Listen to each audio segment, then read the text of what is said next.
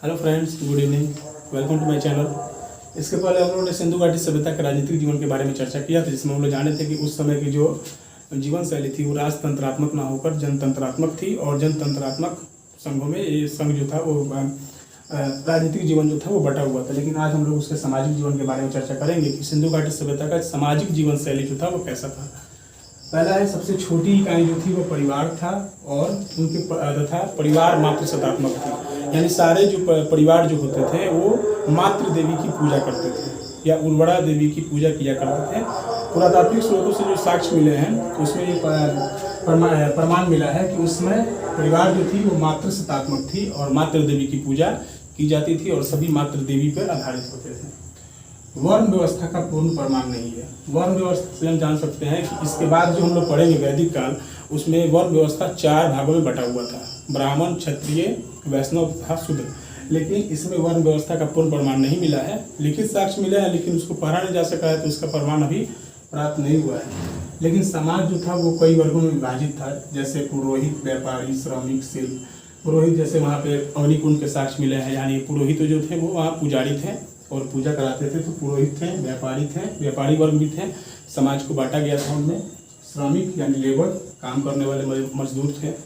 और शिल्प यानी शिल्पकार, या जो मृदभान जो प्राप्त हुए हैं, मिट्टी के बर्तन जो उस समय हमें प्रमाण मिले हैं खुदाई से, जो मिट्टी के बर्तन उसमें बनाए जाते थे। और भी औजार वगैरह या अपने खेत में कृषि कार्य के लिए उपयोग किया जाता था, यानी वहाँ उस समय शिल्पकार भी थे। यानी कि समाज जो था वो इतने वर्ग में 4 वर्ग में विभाजित था।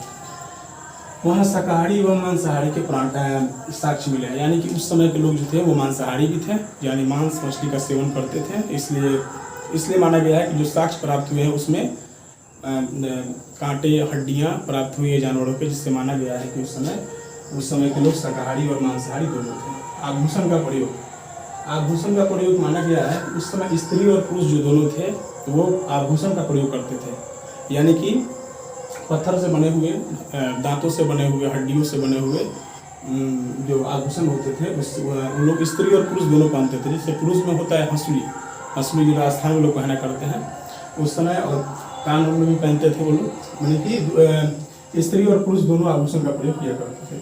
मनोरंजन के लिए उन्होंने क्या किया था? पासे खेलना, नाचना, शिकार करना, पशुओं को लड़ाना, जुआ खेलना, ये उनका मनोरंजन का एक जरिया था, जिससे वो लोग अपना मनोरंजन पूरा करते थे। अमीर गरीब में भेदभाव नहीं था, यानी कि हमने पढ़ा है कि जो सिंधु घाटी सभ्यता था वो 2 वर्गों में बटा था: उच्च वर्ग और निम्न वर्ग। निम्न वर्ग में आते थे गरीब लोग, और उच्च वर्ग में आते थे उच्च वर्ग के लोग, अमीर लोग।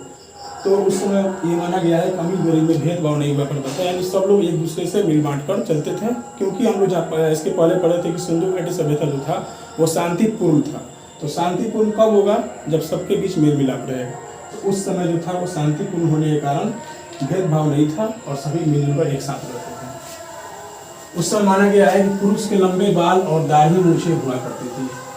जो साक्ष्य मिला है उसमें देखा गया है कि पुरुष जो थे उनके लंबे बाल हुआ करते थे, दाढ़ी मूछें भी हुआ करती थी, जो उस समय के पुरुष थे। गेहूं और जौ की रोटी, उस समय गेहूं और जौ की रोटी उनका मुख्य भोजन हुआ करता था। उसका वो आटा सान कर रोटी बनाते थे और वो उसी का सेवन, गेहूं और जौ का मुख्य भोजन होता था और ये उसी का सेवन उस समय किया करते थे। उसमें आगे भी है, गेहूँ है, जौ है, तिलहन है।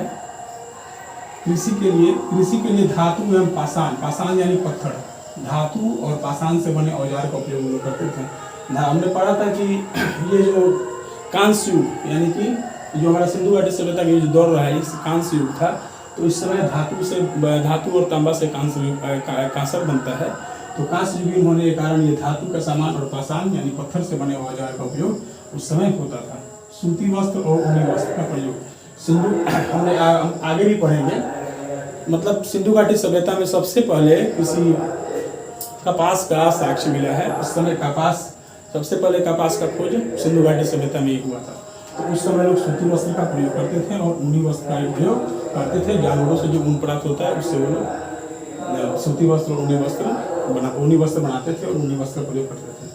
सजावट के लिए मिट्टी के बर्तन तथा तांबा और कांसा का उपयोग घर का सजावट या किसी फंक्शन में कोई सजावट करने के लिए उस समय मिट्टी के बर्तन तथा तांबा और कांसा का उपयोग किया जाता था।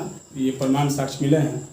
वीडियो अच्छा लगे तो लाइक और सब्सक्राइब कीजिए और इसका स्क्रीनशॉट ले लीजिए, जिससे आपको आगे के एग्ज़ाम के लिए आसानी हो। Thank you.